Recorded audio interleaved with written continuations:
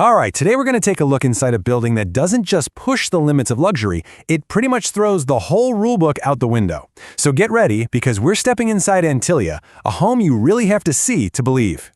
So let me ask you something. When you think about the most valuable private home on the entire planet, what's the first place that pops into your head? Maybe a giant mansion in Beverly Hills, or a historic palace somewhere in Europe? Those are great guesses, and a lot of people would think the same thing. But nope, not even close. It's not in the United States, and it's not in the United Kingdom. Believe it or not, the world's most expensive private home is in Mumbai, India, and it's a place called Antillia. So what's a place like this worth? Well, the estimated price tag is a cool $2 billion. Let that sink in for a second. That makes it, by a long shot, the most expensive private home in the world. Now, I know what some of you are probably thinking. You're saying, wait a minute, what about Buckingham Palace? Isn't that worth more? And you're right, it is. It's valued at around $5 billion. But see, that's owned by the state. It's crown property. Antillia holds the title for the most expensive home owned by one single family. All right, to really get a handle on just how massive this place is, we've got to start our tour from the bottom up, beginning with all the ways you can get around. So you've got this giant 27-story skyscraper, and the first 6 floors? Not apartments, not fancy lobbies, nope. They're all for parking. 6 whole floors. And that kind of tells you something about the owner's love for cars. The garage can hold up to 170 of them, which is perfect because the owner, Mukesh Ambani, has a personal collection of 168 luxury cars. I guess you need a couple of extra spots for guests, right? And, come on, with a car collection like that, you're not going to take them down to the local shop, are you? Of course not. There's a full-on in-house car service station right there on site just for the family's car. But hey, what if you don't feel like driving? No problem. Getting around this 27-story beast is easy. You've got 9, count 'em, 9 high-speed elevators. And if you really need to skip that legendary Mumbai traffic, well, you just pop up to the roof and take off from one of the 3 helipads. Okay, so that's just how you get in and out of the place. Now let's head up a few floors to what I can only call a private universe of fun and relaxation, spread across 2 entire floors. And look, we're not talking about a treadmill in the spare bedroom here. This is a 2-story, full-blown private health club. You've got a swimming pool, a massive gym, a juice bar. You've even got a dance studio and a yoga studio. Oh, and why not throw in a full-service spa, salon, and private massage rooms while you're at it? And if you're thinking of throwing a party, yeah, there's a ballroom for that.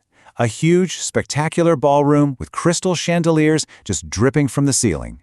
It's perfect for any kind of massive, fancy get-together you can imagine. Okay, so everything we've talked about so far is, well, it's pretty over the top. But this is where we leave the world of just super rich and enter the world of, wait, that's not actually possible, is it? Let's look at the stuff that just doesn't make sense for a private house. Feel like watching a movie? Don't bother with a little home theater room. This place has its own private movie theater that seats 50 people. That's literally bigger than some small public cinemas. And here's something that's not just luxurious, but actually pretty clever. Mumbai gets incredibly hot, right? So to help with that, the whole building is designed with these amazing hanging gardens. They're everywhere, on terraces, on walls. Basically, it's a living, breathing green wall that helps cool the whole skyscraper down naturally. But what if that natural cooling just isn't cutting it for you? Okay, I want you to picture this. It's the middle of a Mumbai summer. It's a scorching 40 degrees Celsius outside. Then you walk into a room in Antillia, and it's -3 degrees. You heard me right. The house has a snow room, a dedicated snow room. They're these special machines that literally pump out artificial snow from the ceiling, so you can have your own private winter wonderland, any day of the year. It's the most insane way to escape the heat I've ever heard of. All right, we've seen the crazy features, the impossible amenities, but a house is just a building without people, right? So who actually lives here? And more importantly, who keeps this whole operation running? Because the human side of Antillia might be the most mind-blowing part of all. Get ready for this number, because it is absolutely wild. This whole place, all 27 floors, all 400,000 square feet, was built for just 5 people, a family of 5. And to run it, to keep everything perfect for those 5 people, it takes a full-time staff of 600. 600 people. So you're probably wondering, where does 600 people go when their shift is over? Well, they don't go anywhere. The staff has their very own residential floor inside Antilia. The building is basically its own self-sufficient vertical town. So you have to ask, who on earth could even dream up something like this, let alone pay for it? Let's talk about the man behind Antilia. His name is Mukesh Ambani. He's the chairman of a huge Indian company called Reliance Industries. Now, when this data was put together, he was Asia's richest person and about the 15th richest person on the entire planet. His net worth? Around $52 billion.